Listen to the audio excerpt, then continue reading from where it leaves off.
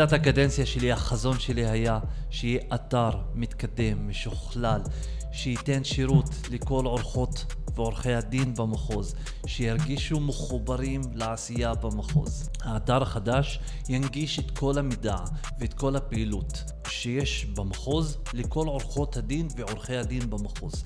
בסוף מה שחשוב לי שעורכות ועורכי הדין במחוז ירגישו אחדות וגאווה במחוז חיפה.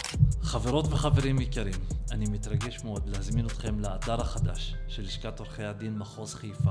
יהיה כיף, יהיה קל, יהיה נגיש, וכעת אני מעביר את המיקרופון לוויקטוריה היקרה שתעשה לכם סיור באתר החדש שלנו. ברוכים הבאים לאתר החדש של לשכת עורכי הדין מחוז חיפה. אנחנו מתרגשים להציג לכם אותו. אתם מוכנים? קדימה. הגישה למרבית תכני האתר מתבצעת באמצעות 12 התיבות הממוקמות בדף הבית.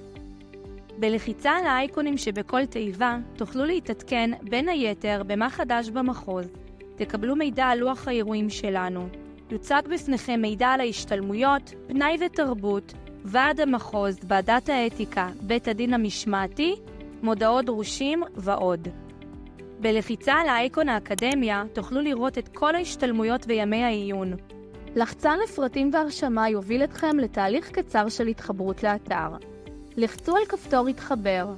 הזינו את מספר הרישיון שלכם ואת 4 הספרות האחרונות של מספר תעודת הזהות שלכם. אשרו שאתם מעוניינים לקבל מאיתנו עדכונים שוטפים באמצעות הוואטסאפ. אשרו גם הסכמה לתנאי השימוש באתר. לחצו על התחברות והבטיחו את מקומכם באירוע שבחרתם וישארו מעודכנים לגבי אירועים נוספים ועדכונים מהמחוז ישירות לוואטסאפ שלכם.